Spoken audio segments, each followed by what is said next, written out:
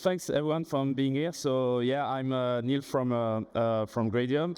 I try to stick to the time. I think we have 20-25 minutes. You have extra time too, because we started earlier. So Okay. you can engage with the crowd, take questions, do whatever you want. Great. So who is Gradium? So we are a model company training voice models. So we train models that are intended to power voice agents. So we focus on real-time model for speech-to-text, text-to-speech, speech-to-speech dialogue, speech-to-speech translation, and so on and so forth. So it's a company we created last summer, and it's a spin-off from a research lab we created called QTA in Paris. So we created this lab in 2023 with former colleagues from DeepMind and Meta. And basically, it's a lab that has been focusing on open research. And in particular, some of our famous releases are Moshi, which was the first speech-to-speech dialogue system ever released. ABK Zero, the first real-time speech-to-speech translation. Pocket ETS, with the first TTS that can run on a smartphone CPU, and so on and so forth.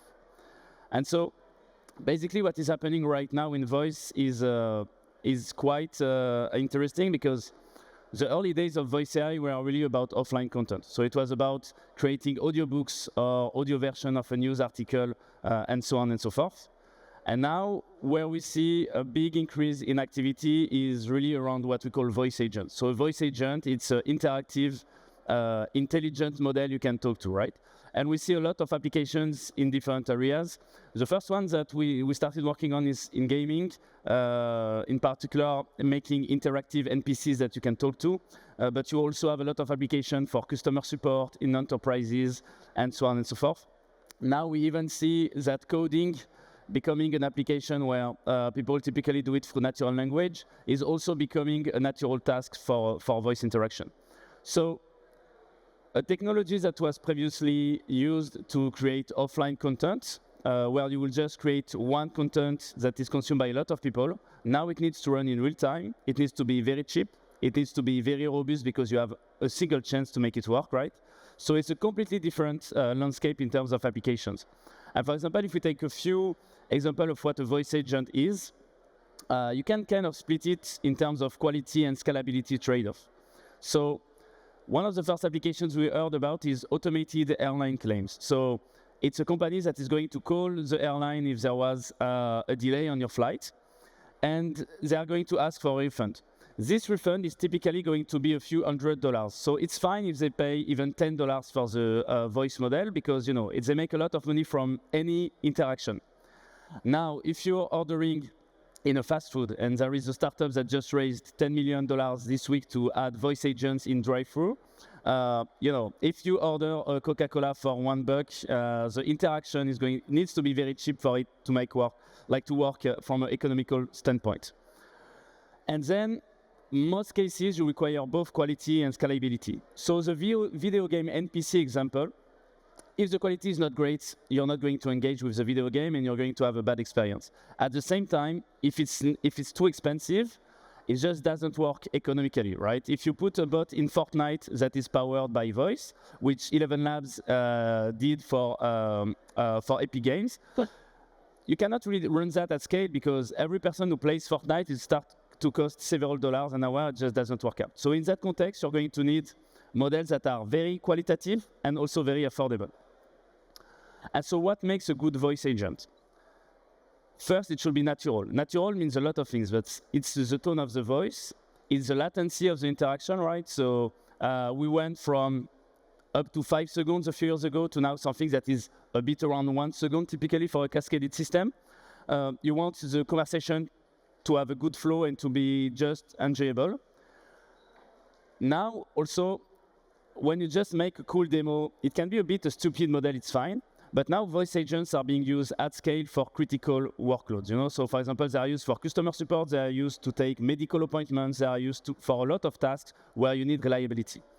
And what happened is that the intelligence of agents has kind of grown at the same pace as the voice AI, which allows now for these voice agents that are not just cool demos, but they can actually do important tasks for your company.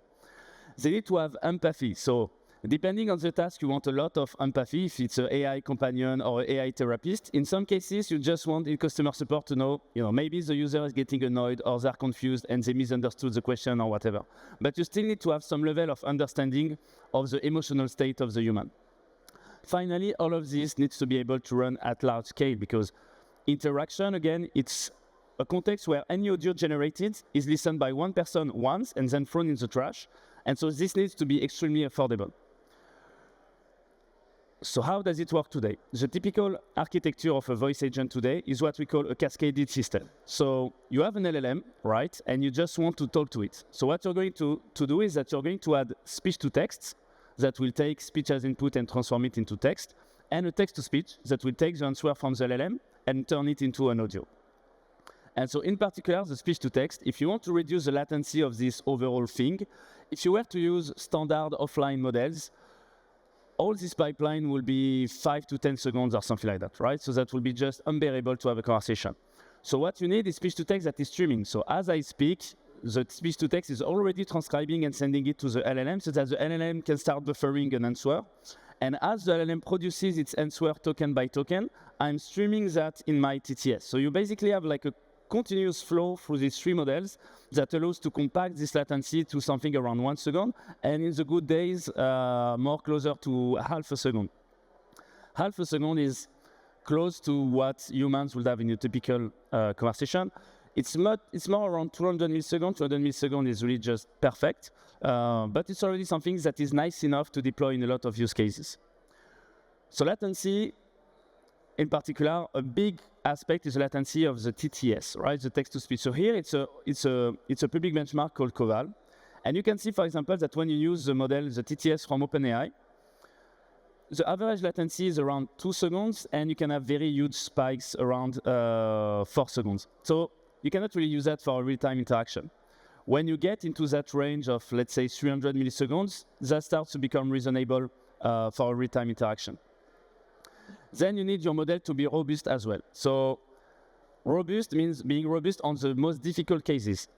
The thing is today people are using voice AI for voice agent for customer support.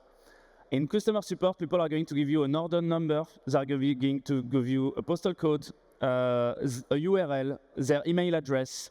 All of this stuff is very difficult, and if you mess it up, you just screw it completely, right? If the goal of the voice agent is to track an order number, you miss one character and it's done. You know, the whole thing becomes useless. So the requirements on the accuracy are very high as well.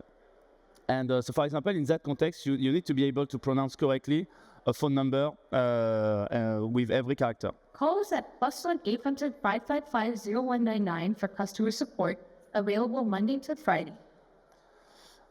Then there is the question of the voice quality. So in particular, one thing is voice cloning. So you want to be able to replicate specific tones. So here I can show a small example with Darth Vader. So it's not the most natural one. You wouldn't use it for customer support, obviously. It's not new. It's a worse that tests will result, and those fail the test are too stupid. But then, you know, it's one example, but depending on your use cases, you want different styles. So for customer support, you kind of want professional, but not too professional. For the anecdote, we had an issue where we hired very professional voice actors to power customer support, and people hated it because voice actors are so professional, they are trying to do advertisements. So they over-articulate everything because it's like an advertisement all the time, and people hated it. They wanted someone who sounds kind of bored and natural and breathing and hesitating and so on. When you are making an artificial podcast, you also want to get this kind of podcast-like dynamics. And so here, for example, it's a clone we made from Joe Rogan, and that captures, you know, his natural way of speaking and his intonation. Man, you see what Gradium is doing with voice cloning? It's kind of crazy. Like, serious. You record like 10 seconds to your voice. That's it. And the system analyzes the tone, the pitch, the accent, all those like parts that make your voice short. Then, oh, you type text and it talks back in that voice. And it sounds great. You know what I mean. Like the little grass, the breathing, the pacing, all that stuff is still there. I mean, dude, that's what. Yeah, so you know, this is what's generated from a Joe Rogan clone, and basically the idea here is to replicate the persona and the style of specific voices for different use cases. Then there's the question of pricing again. If you want to run it at scale, you need to be able to make money out of it, right? And there are very different business models. For some customer support things, even an expensive solution is a good solution because the margins are very large. In some cases, you're going to need much more affordable solution because the value you get from one interaction is very small. So then when you combine that together with speech-to-text LLM, then you get a voice agent. So it's a small, typically I do the live demo, but here the acoustics unfortunately are very challenging, so I'm not trying it today. But basically GradBot is a cloud skill we made that allows you to vibe code a voice agent in a few minutes. And so here what you're going to see is the demo we made for fast food companies that we anonymize here. The main idea is a drive-through application. And so you'll see that in the back end, you have an LLM that has access to the catalog of products from the fast food. And through natural interaction, it's going to understand what you say. It's going to map it to different products and update your order and so on and so forth. Hi there. What can I get started for you today? Chicken fingers. We have the classic spicy deluxe or grilled chicken sandwich. Which one would you like? Let's go with the frost. I'm sorry. Anything else for you? What else do you have in the menu? We have sandwiches, sides, grapes, and desserts. What can I get for you? Can I get some mac and cheese? You have a classic chicken sandwich and mac and cheese. So, this is a very simple example, but you have an actual tool call that is going to fill the order and so on and so forth. And so now it's not, just a conversation, it's an actual workflow that is happening through voice. Then, we prepared like a small, you can make small games. So this one is a game where you try to get into a nightclub and you have a bouncer that just based on your answers is going to evaluate whether you're cool enough to get in the nightclub. And so I think here it's not going very well. How much is that? So I think today is listening. I'm listening to how to send us the music. It's every you want every writing signal for something more melodic and that. As you like that about. When your lights go down, what is your start from forwards and cattle? Are you there to be seen? Portuguese. I will take you for two like credit. How much patience do you use for that? So, this was a very bad answer, obviously, the one taking photos with a friend. So anyway, this was just done in one sentence to Claude, like make me a bouncer demo in Berlin. So you can try it yourself, but basically just a way of prototyping easily this kind of voice agents. And so then, and we get in the technical part of this discussion is what's missing. So you may, if you're interested in voice, I've heard about speech-to-speech. So, the main idea is that you have this cascaded system that is a complex orchestration of different models, and now you would like to compact all of it into a single model, right? So that's what we call speech-to-speech. So now, speech input, all the intelligence is merged with the production and the understanding, and it outputs an answer. What people are missing also typically in this understanding that speech-to-speech is still not the end of the story. For example, the advanced voice mode of OpenAI is speech-to-speech, but it's still what we call half-duplex. Half-duplex is basically walkie-talkie. That's what you see in the upper part. So even if you talk to the most advanced speech-to-speech model from Grok or from OpenAI and so on, the model is either listening or it's talking, which means that it's very hard to interrupt it or it's going to not understand what it needs to barge in, and this makes the conversation kind of unnatural. For example, there is a phenomenon in conversations that we call back channeling. If someone is talking to you and you just say, yeah, oh, I see, and the goal is not to interrupt you, it's just part of the conversation, and that interrupts any single voice AI, including speech-to-speech models. In some languages, this is terrible. In Japanese, 20% of the time when someone is speaking, the person talking to them is back channeling. So they're doing, oh, see, okay, and all of this. And so in a human conversation, that looks like that. It's very chaotic. We talk on top of one another. You ask a clarification, just much more natural. So how do you do that? And I don't go too much into the technical details, but I'll give you a high-level overview of how we made such a model. So an LLM, it's a probabilistic model that predicts the next word given the context, right? You give it previous words, and it predicts the next one, and that's how you train it. So to train a text model, you will give it this context, it predicts AI, then you inject AI in the input, you predict research, and so on and so forth. So a speech-to-speech model could just be an audio counterpart to this LLM, right? And instead of making it predict the next word based on the past, we will make it predict the next audio based on the past audio. Why wouldn't it work? You take this sentence, in terms of textual representation, it's extremely compact, but it takes around 3 seconds to pronounce it, and 3 seconds at 24 kilohertz, it's 72,000 values that you will need to represent. And the transformer architecture, the architecture of LLMs, it uses self-attention, which has what we call a quadratic complexity, which means that 10,000 times more tokens means 100 million times more expensive to run an audio language model than a text language model. So how we did fix that? We basically invented a compression algorithm of audio that takes audio, which is this very large, complex signal, and compacts it into something that is like a text token.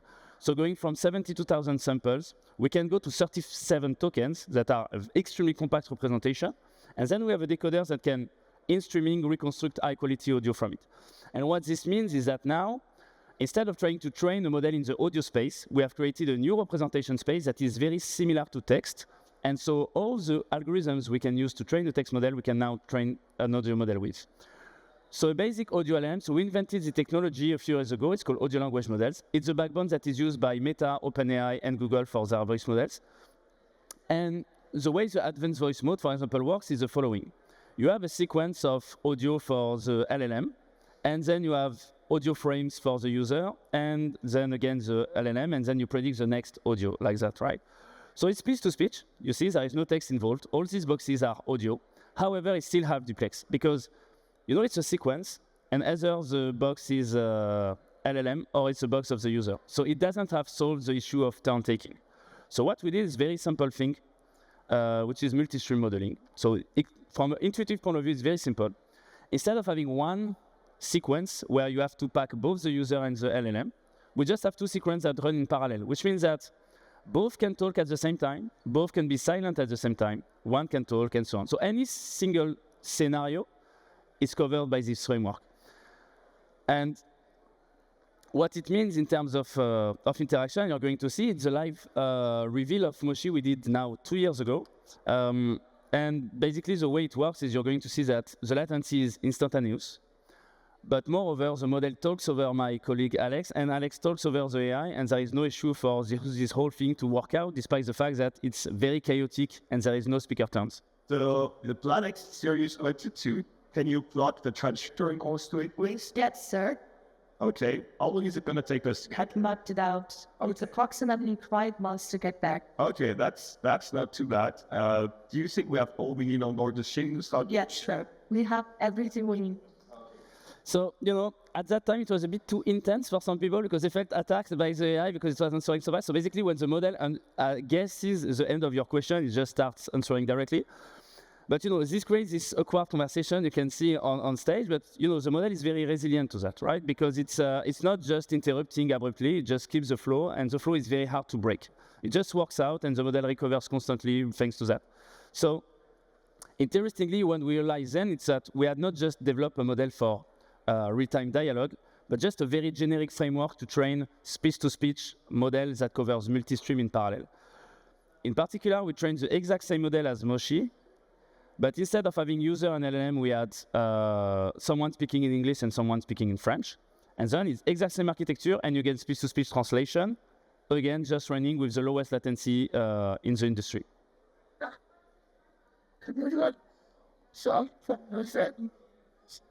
Everyone and the United States the CG to then Francis like phone will with it translate what I'm saying as you can see it is an airport that's happening in that connection because our machine translation memo policy real time that was translation. So, you know, instead of having to wait for me to finish my sentence and start translating, it takes the flow input and output constantly, and this is with a latency of 2 to 3 seconds, which for speech translation is close to the human top line, right? Because even as a human interpreter, you need to have enough context to reliably translate a sentence.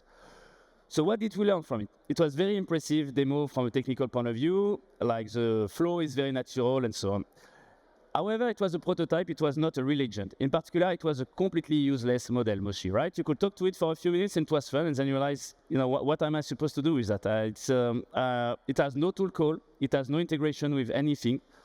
So there was a lot of lack of observability and reliability. So you cannot do overall management of the conversation because all of this is in audio. You don't have access to a text that you can process automatically or flag for harmful content and so on and so forth.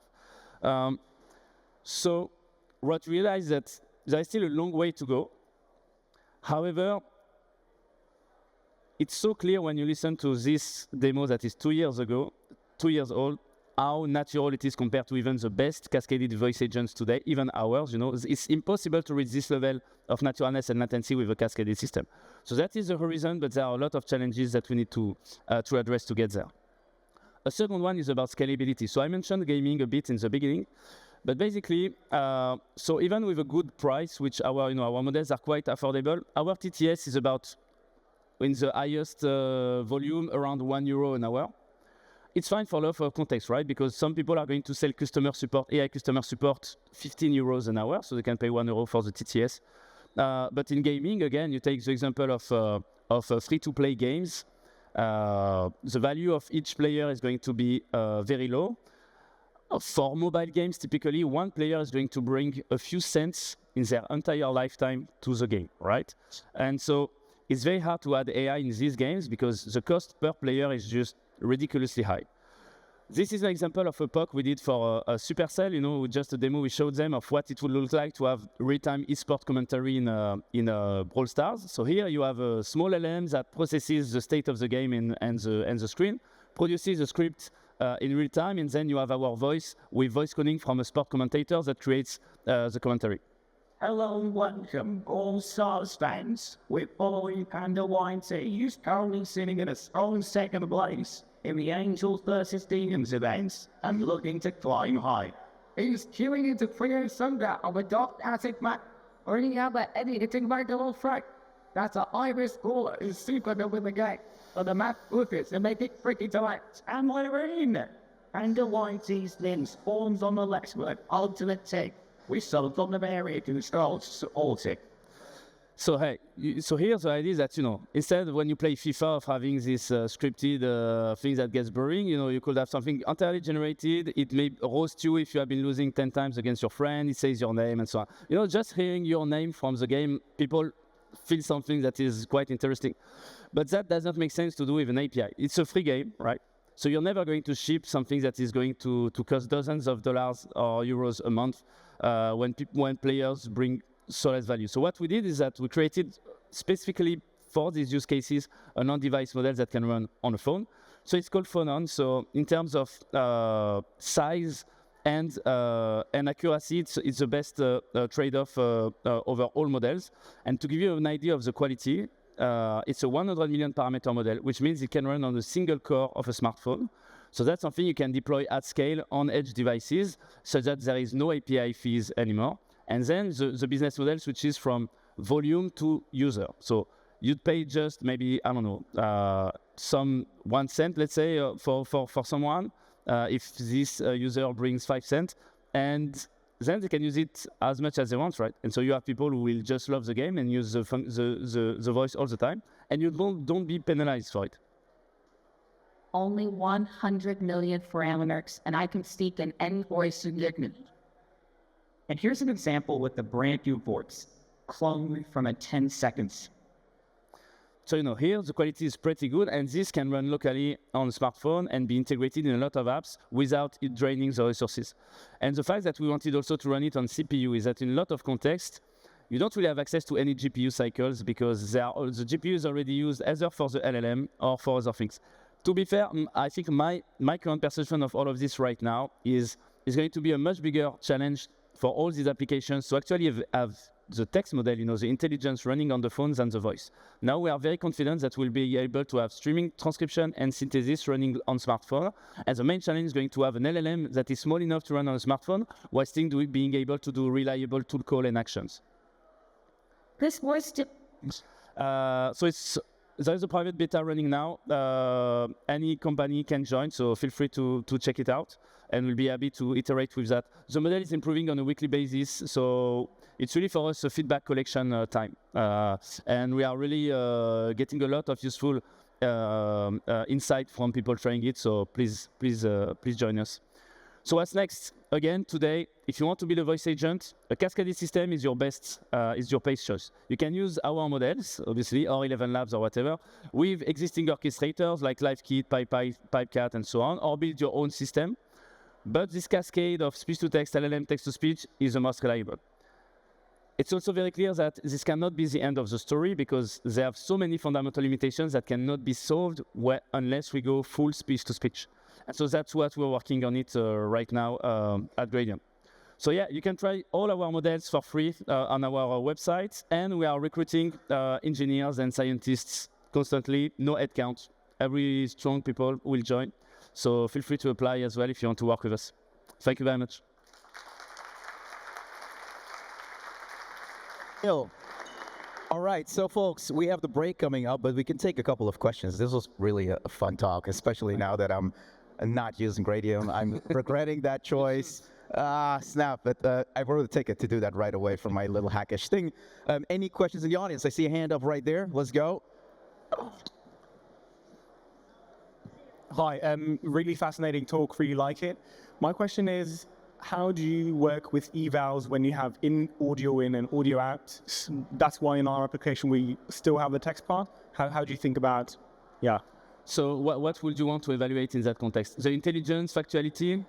Stuff like that, yes. Yeah, so typically in that context, you just make an audio version of the text benchmark. So instead of asking what is the capital of Italy in text, you ask it in a spoken form. The model outputs a spoken answer, and then you transcribe it and you check the correctness. And already in that context, you could see a big gap between, for example, the voice mode of OpenAI and the text mode of OpenAI. So already in that text, you get a big gap. Voice makes model dumb for a lot of reasons. I'm happy to chat about it, but that's the way you will evaluate it, basically. But what is much more difficult to evaluate is the naturalness, right? Does the model mark the pause and the emphasis at the right time? Would it jump in the conversation at the same time a human will do, and so on? So we rely mostly on human evaluations for that. So we have humans listening 24/7 to conversations and so on, and giving us feedback on the quality and because it's so subjective, voice, you cannot really automate the evaluation. Right, almost on the way. Okay, let's go. Can your speech-to-text, like the on-device models, can they handle diarization of different speakers? Yes, I removed that demo right before, unfortunately, because we are a bit short on time. But we have a prototype. We're happy to get people to use it. So it does streaming, speech-to-text, and diarization. For those who don't know, diarization is also telling who said what. So basically, in a conversation where you would have several speakers, it maps the right word to the right people so that the LLM has the context of the actual conversation instead of just having a flattened sequence of words.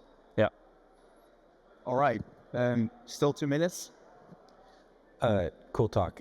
You mentioned speech-to-speech models are coming soon. Is that local in the cloud or both? Still something that we are trying to build, understanding what people want, basically. Local, if you're talking about 2 billion, 3 billion parameter models, I think it's a reasonable target for us. So that could run on a smartphone. Then the question is it going to drain the battery? Oh, laptop? Yeah, definitely. No, yeah, for sure. What a time to be live. I think we're going to take these into the lunch area. So hold that thought. Neil is going to be around. So let's just move this on into the other spaces. Get a break, get a drink, take your bathroom break, whatever you need. And then we'll see each other in a bit. Thanks.